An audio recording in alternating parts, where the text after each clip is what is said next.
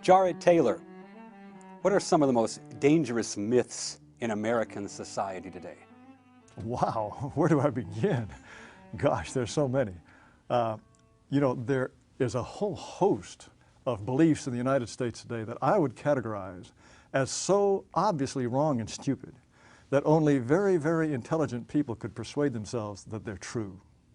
And one of them, I would say, is the idea that diversity is a great gift for America. Diversity of the kind we're all supposed to be celebrating, whether it's religious or racial or linguistic or cultural, all of that, they are sources of tension and conflict all around the world, wherever you look.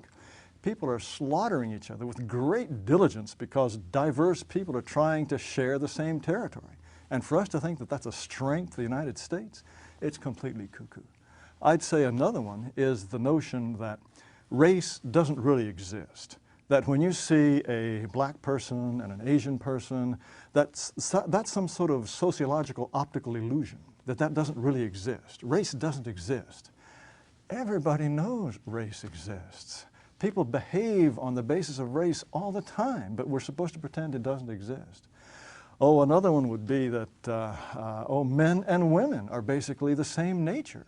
That the only reason we're different is because we're socialized differently. I remember this great story of some feminist trying to raise a boy not to be militant in any way. No trucks, no guns. He'd pick up a banana and go pow, pow, pow with a banana. Is that enough for you? Dangerous, crazy myths. What would you say are the implications of these things? What would you say are the policy consequences of believing in these myths? Right. Well, the whole notion of diversity, the notion that if you fill the United States with people as unlike each other as possible, that is somehow going to produce a great nation, that's very dangerous. And it is particularly not just dangerous but unfortunate for whites, the people who built and established this nation.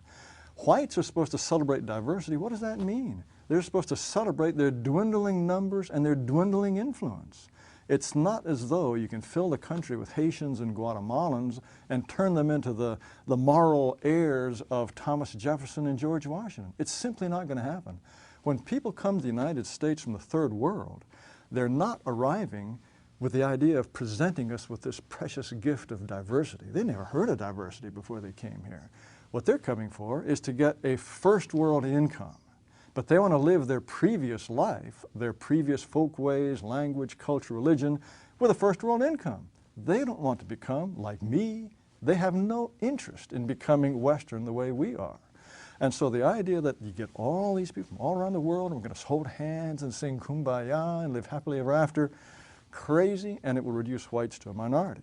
Frankly, I don't want to be a minority. I don't want my grandchildren to be minorities. So the implications are bad for the country as a whole because diversity is a source of conflict, and they're particularly bad for whites because they will be reduced to a minority in which they are likely to be a despised remnant.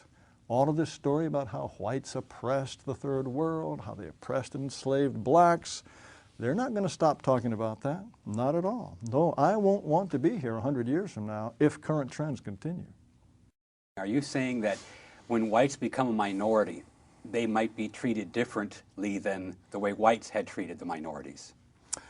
I think, as a matter of fact, this may be a very unfashionable thing to say, but if you look at American history of the last 50 years, whites have treated minorities with the kind of munificence and a kind of generosity that is unprecedented in the history of the world. Whites are still the majority in this country, and yet whites have instituted institutions that discriminate against their own people.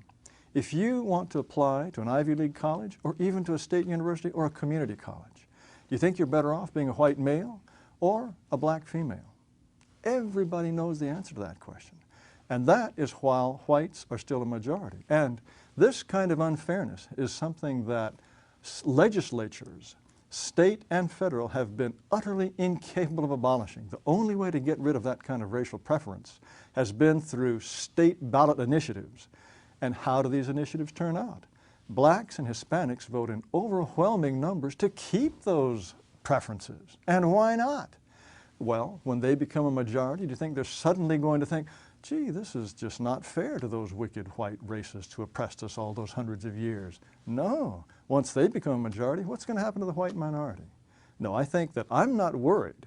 If I were expecting the coming non-white majority to treat whites the way whites have treated non-whites for the last 50 years, I'd say go right ahead. Not going to happen.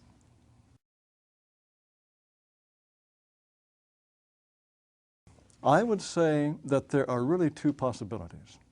If whites continue to sleepwalk in this browbeaten, bamboozled state in which they think that anything that they do to preserve a white majority or to promote their own interests, if they continue to think that that's somehow wrong, then the United States will become like Brazil. It'll be a nation in which there is a small number of people who live in gated communities, and they helicopter from their gated communities to their gated swim clubs and to their gated schools, while the rest of the sort of brown and black mass below is seething and bubbling. I can imagine the United States turning into a Brazil of that kind. On the other hand, if whites wake up to the fact that they face a real crisis, that their civilization, their continuation as a people, a distinct people, the distinct culture, that existence is at stake. They may do something about that and preserve at least part of the United States or some system in which they can affirm themselves as a majority people and culture. I think it is one of those two. And I think you can imagine which is the one that I would prefer for the United States. I don't want my descendants to be living in Brazil. I want them to be living in some country in which they can be proud of their ancestors, proud of their culture, and that they live in a society that reflects that culture, not some sort of crazy mishmash where everything from all around the world has come in a sort of a mutually uncomprehending, perpetually hostile state, which is what I think we will end up with unless whites wake up. Mr. Taylor, you're an eloquent speaker. What would you say to someone that said, all of these $5 words are just a way of hiding a deep-seated racism? Well, I might not be entirely eloquent in my reply, but if I chose to maintain a certain civility, I would say, okay, you're calling me basically a racist. What you're doing is you're calling me a name. And when you're reduced to name calling, that's the most graceless way of admitting you've lost the argument.